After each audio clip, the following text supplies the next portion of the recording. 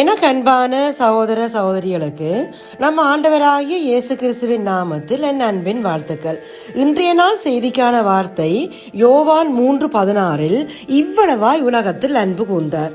நம் ஆண்டவராகிய இயேசு கிறிஸ்துவின் அன்பை அளந்து எழுதுவதற்கு எம்மிடத்திலே வார்த்தைகளே இல்லை. அவர் எமக்காக தன்னுடைய குற்றமில்லாத இரத்தத்தை சிந்தினதினாலும் தன் ஜீவனையே எமக்காக பலி கொடுத்ததினாலும் அந்த அன்பு வெளிப்படுத்தப்பட்டு இருக்கிறது. மெய்யாகவே அவர் நம்முடைய பாடுகளை ஏற்றுக்கொண்டு நம்முடைய துக்கங்களை சுமந்தார். நம்முடைய மீறுதல்களின் நிமித்தம் அவர் காயப்பட்டு நம்முடைய அக்கிரமங்களின் நிமித்தம் அவர் நொறுக்கப்பட்டார். நிந்தனைகள், அவமானங்கள், வேதனைகள் எல்லாவற்றையும் எமக்காக சகித்துக் கொண்டார். அவர் ஐஸ்வர்யம் உள்ளவராயிருந்தும் நாங்கள் செல்வந்தராக வாழும்படிக்கு தன்னை தரித்திரராக்கி கொண்டார்.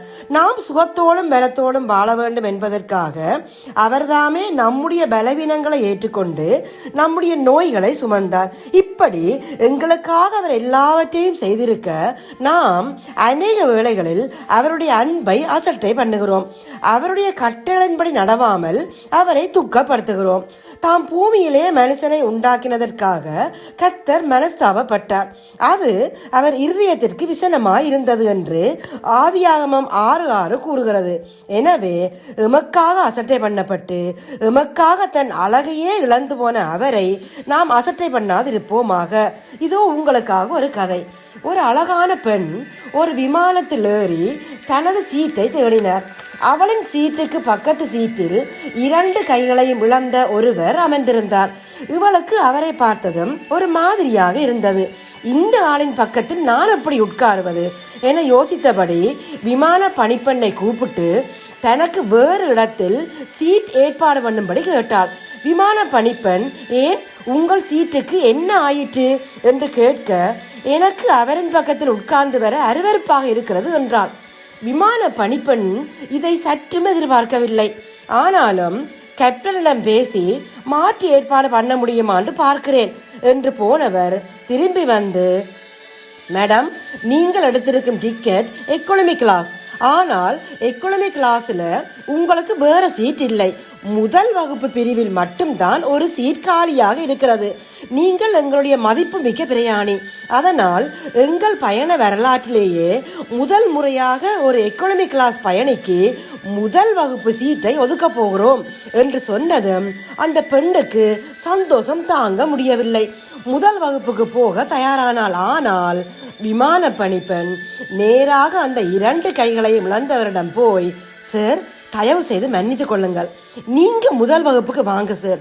உங்களுக்கு பக்கத்துல இவவை போல ஒருவரை உட்கார வைக்க எங்களுக்கு மனதில்லை என்று பணிவாக சொன்னதும் விமானத்தில் இருந்த அத்தனை பேரும் கைகளை தட்டி ஆரவாரம் செய்தார்கள். அப்போ அந்த கைகளை இழந்தவர் எழுந்து, நான் ஒரு ஓய்வு பெற்ற இராணுவ வீரன், தாய் நாட்டை மீட்கும் போரில் என்னுடைய கைகளை இழந்து விட்டேன். முதல் முறையாக இந்த பெண் சொன்னதை கேட்டதும், இவங்கள் மாதிரி ஆட்களுக்காகவா நாம் அவ்வளவு கஷ்டப்பட்டு போர் செய்தோம் என்று ரொம்ப வருத்தமாக இருந்தது. ஆனா இப்ப நீங்க எல்லாரும் கைதட்டி ஆரவாரம் செய்வதை கேட்டதும் மனசுக்கு ரொம்ப மகிழ்ச்சியாக இருக்கிறது.